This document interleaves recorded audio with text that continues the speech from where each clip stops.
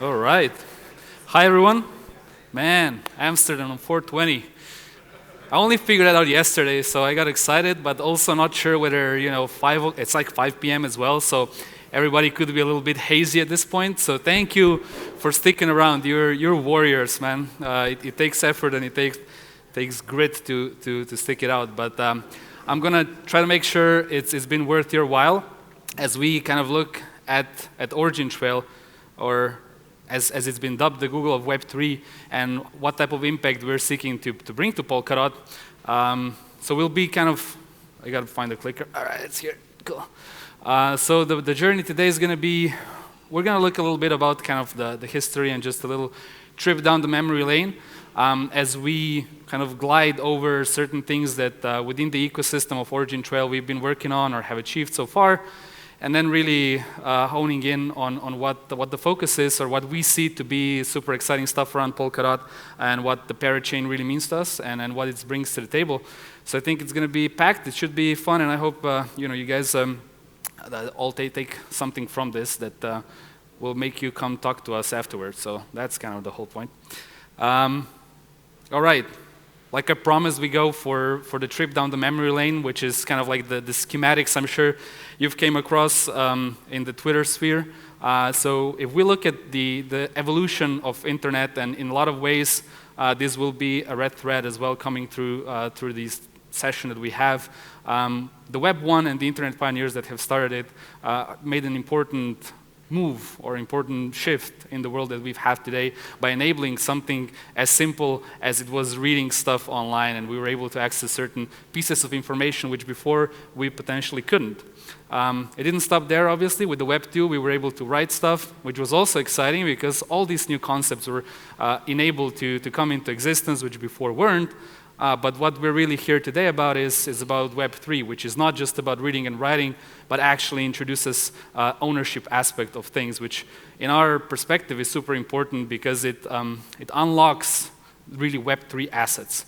And this is what we're kind of looking a little bit closer at today. It's what does Web 3 assets really look like, what type of shape and forms they've taken today, and what is still out there to be explored. And as we look at this, kind of from the perspective of today, the Web3 assets that we're working on are very kind of like it's a tip of the iceberg that we're able to kind of grasp, interact with, and expose to all these cool Web3 concepts that we've seen, talked about even today here on the stage, from DeFi to metaverse to building new stuff with combining these different elements that are also very much present within the .sama ecosystem, where our kind of understanding of the greater opportunity lies really is, though, in the assets that kind of are being owned today but aren't in the Web3 ecosystems as of yet. And this is where we really see the potential of kind of having a much greater uptake of all of these technologies. And in that sense, kind of what I'm trying to say is we're early, so we're going to make it. But it's something that it also opens up a lot of the capabilities of the technology to make an impact as we go forward. So when we talk about assets, what kind of are the things that we have in mind? So we have kind of like two different balls here. It's the physical world and the digital world. So on the physical world side, you can have assets being represented of literally anything that you own. It could be a car, it could be an art piece, it could be a credential as well on the digital side. So it can be as vast as our imagination can comprehend and can include in. Anything that can be described in such a way can become an asset. And currently in the physical world, kind of how we are interacting with products, or how we're interacting with assets within the physical world, is very much disjointed from what we're doing in the digital world. So in a lot of ways, kind of we are playing around with Web3 concepts in online or in the digital world, and then we have to still shut that down and go and kind of interact with assets in the physical world. Whereas the idea would be that there's a convergence happening where these two worlds really collide, and that we have something where we can have a similar ownership experience, or we can expose our assets to similar concepts, whether they're physical assets or whether they're digital assets, and have basically a unique experience that not necessarily just is limited to one single realm. So why would you just have an asset that is represented by something that's physical when this could also have a digital representation and allow you to build value in that sense as well?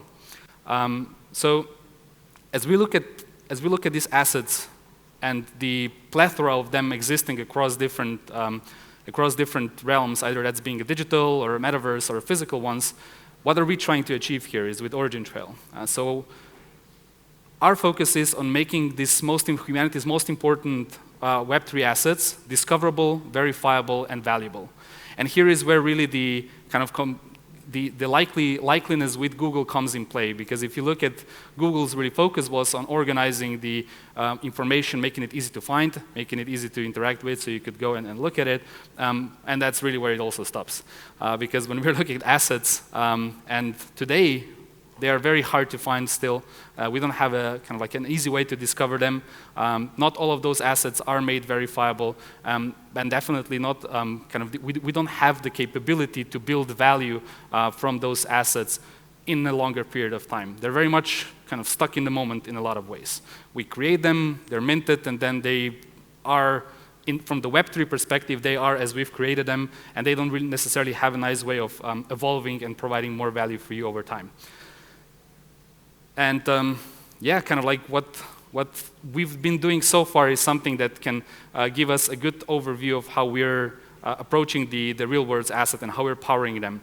So OriginTrail today is already used within global organizations for global use cases. In the top left corner, in the top right corner, you'll see the OriginTrails is enabling frictionless international trade. So that means that over 40% of US imports are today utilizing OriginTrail's infrastructure to exchange audit report data on some over 22,000 factories overseas. So there we have credentials that are being exchanged utilizing this technology. Right here we have the Trust, which is focusing on an important segment of the pharmaceutical industry, which is focusing on donated medicine.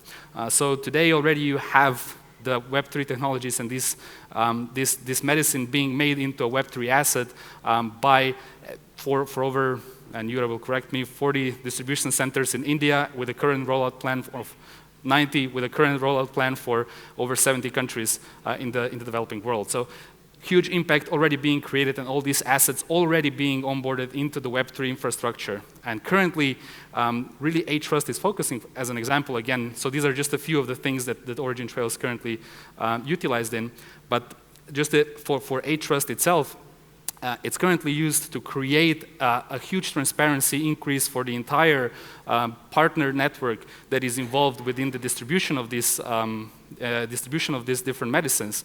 But the cool part is they're becoming Web3 assets, so we can really look at what more can we do from here. And as we look at these kind of global players that are already taking a leap and utilizing the technology to increase transparency in this case, what is opening up, or what's the foot through the door is as well through all the other kind of Web3 concepts that we're familiar with on a daily basis, but the mainstream is still yet to see the big value coming out of it. So. It's an onboarding process of really powering these real-world assets that today would not be exposed to the Web3, bringing them on the Web3, and then in the next step also allowing them to get exposed to all the cool stuff that we already know. Another this one's near and dear to my heart because I love whiskey, but there you go. So it's a startup distillery out of Ireland with big focus on creating products that have a true kind of Irish heritage. So the entire process is based in Monastravan. And for them, it's all about creating a big trust moment with their community, which is basically the consumers that are purchasing their product. And they're really not stopping there as well. So it's about, again, they've, from the get-go, from almost by design, created something that as they build it out, because it's a startup distillery, whiskey takes a little bit of time, but as they build it out already, this is a Web3 asset. And this can be considered as a Web3 asset as it starts, even before it reaches the shelves. I gotta stop here not to go into too many details, but I think it opens up a few ideas as to what type of stuff you could be working on. And again, it's more as an opener for further discussions as a representative of a particular luxury item in this case, which could be replaced with any other type of a physical asset in this sense. The good thing is that not only physical assets can be described in the OriginTrail's decentralized knowledge graph, you can do the same for digital native assets as well, such as NFTs in the metaverse. So if you look at a bottle of whiskey or if you look at an NFT, they both can have a chance to be described, to be indexed, to be findable. They all can be, so in that sense, you have, whatever you build, wherever you create your particular asset, it can be easily searchable and it can be easily findable. But also, it doesn't stop just with the 42 character of your NFT. You can protect the IP data that is, or IP that is connected to that particular NFT. So it doesn't have to be just a string. It can actually be, whether that's a digital art, whether that's a representation of something totally different, it can have that contextual information available and verifiably stored on the decentralized knowledge graph, which will deep dive into it. So you have you can protect it, you can connect it with other stuff, like your different assets or different metaverses. And the good thing is you can evolve it. So think, along the lines of a game, an NFT doesn't necessarily have to be kind of locked down as a point in time or all of your developments being stored on a Web2 platform, but you actually have a decentralized database that you can work with, where you can store and evolve these assets as the time goes on. So 20 years down the line, when you want to pass it on to your kids or you want to sell it on, you really have that information readily available to prove all of the claims that are tied to it, whether that's a digital asset or a physical one. Whew, all right, still have a little bit of time.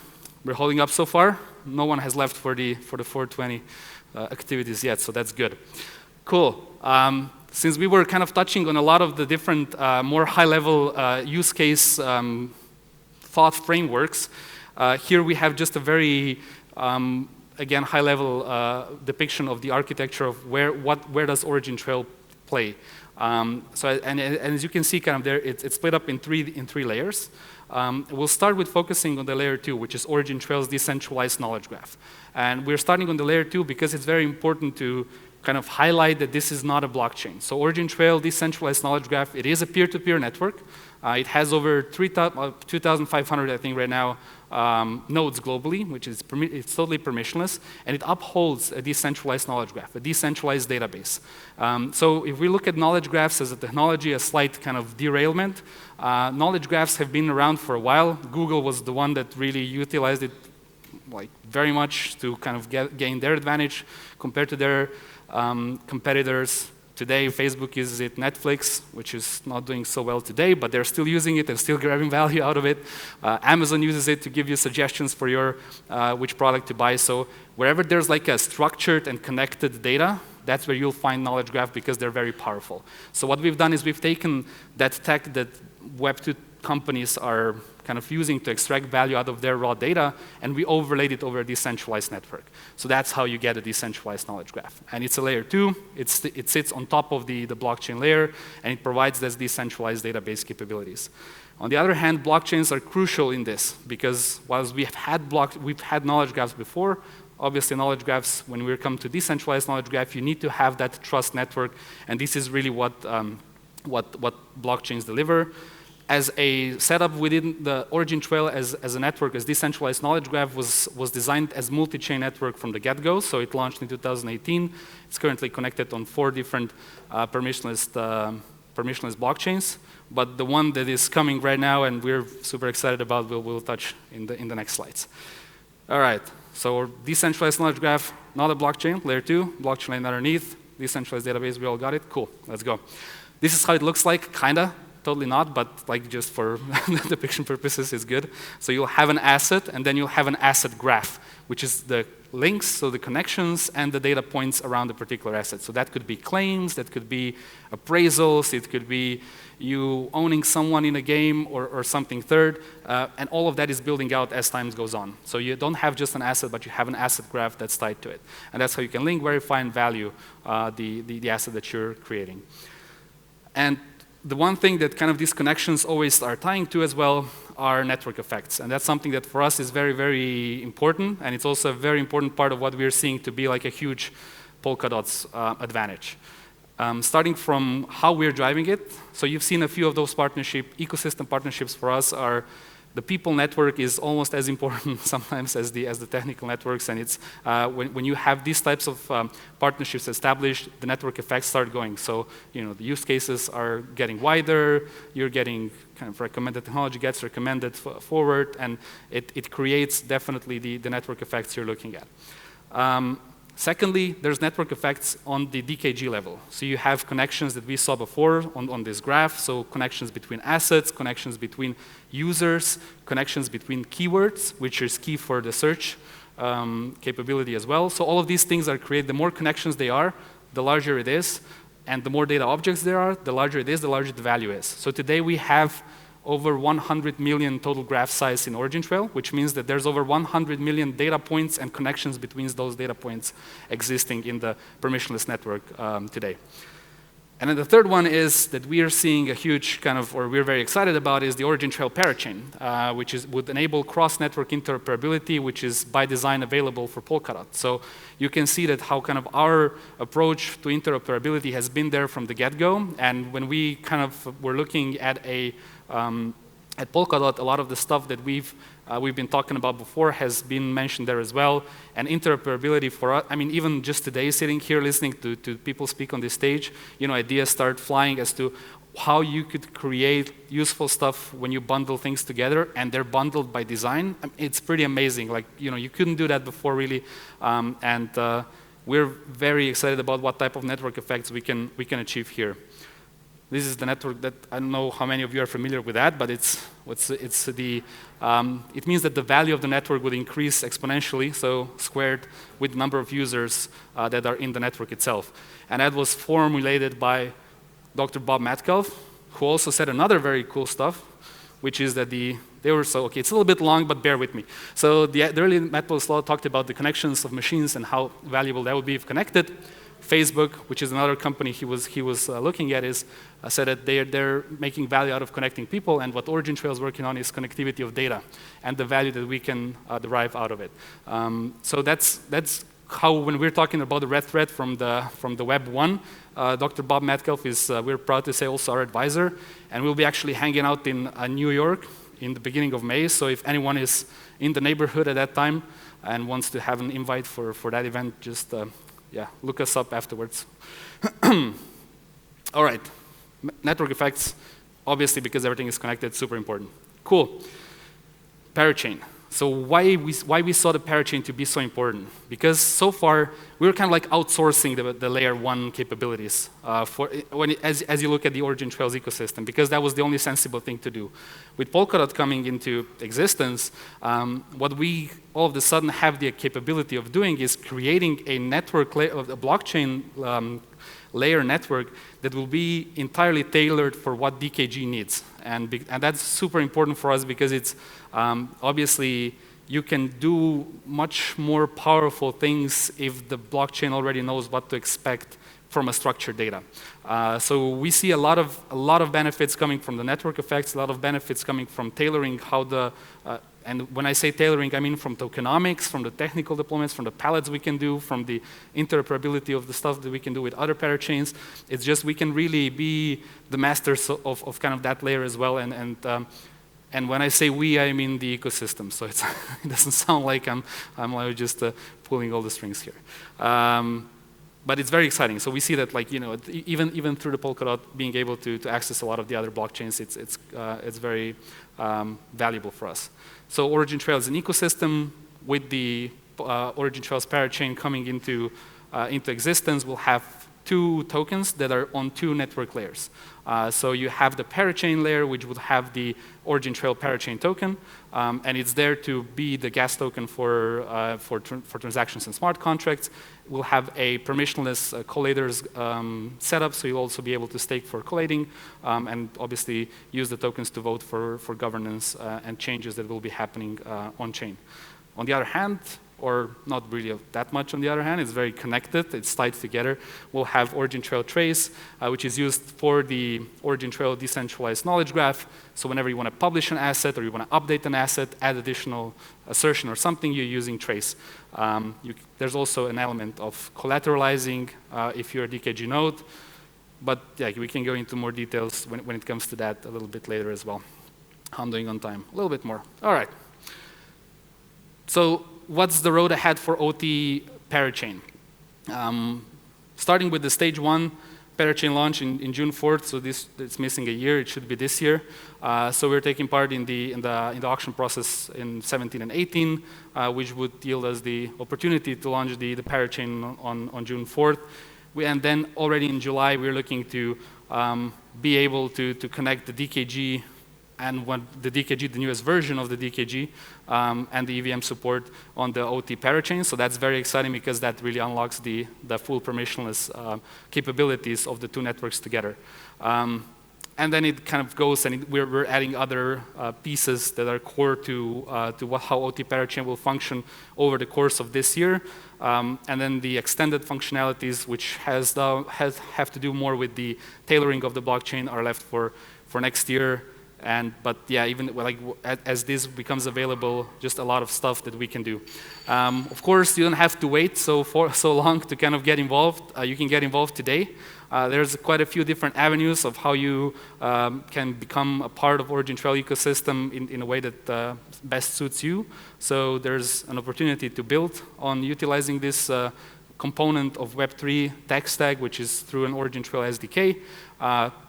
GitHub would be the best option to find that. There's a potential to, and also, yes, not to forget, on Friday we're having a workshop here as well. So Brana in the back, he's our CTO and co-founder. He'll be doing the workshop exercise. So anyone wanting to learn more about how you can leverage that, very, very warmly welcome. If you're not that much into building but want to get more involved in the infrastructure side, there's a possibility to run OriginTrail infrastructure, so nodes on the DKG that is live today, on the mainnet of OriginTrail today. There's also a bounty program for the new version that's upcoming. If you send us logs, we'll be happy, and then we'll reward you with some bounty as well. And of course, as the OT Parachain comes forward, there's going to be a test network as well for that. And from the collator's perspective, also be looking for those that are wanting to get involved. And join the community. Of course, we're kind of, there's a fair few cool people around. There's a few rap songs also, or hip hop, I don't know, like being being released already, which are very cool. I'm sorry we didn't put in the music. I'll save that for the next time. But generally a very welcoming community to all the newcomers. They're very helpful with a lot of stuff. We try to be present as much as humanly possible as well. And it's there's a lot of different ways of how you can get involved and what really kind of triggers you to be the most fun. And since we're in some ways also been around for a little while, we've been starting to work with Web3 in 2016. And if I try to put myself back in the position of when we were kind of designing the first OriginTrail, and if someone would told me that this is possible from the standpoint where we are today, I'd be very happy, of course, but like also a little bit dubious as to if that would be possible. And as we're sometimes nearing these types of situations in this period as well, it's good to just keep composure and keep the outlook on the larger thing, because despite the fact that he's not our advisor officially, we do look up to some of the things that he said, and the things are only impossible until they're suddenly not, and then it becomes a very normal thing, and then we all get accustomed to it. So we're very much excited about what's in front of us, and we're happy to be a part of the Polkadot bunch, and thank you very much for having us. And yeah, let's hang out and let's do cool stuff together. Parachain.origintrail.io. Thank you.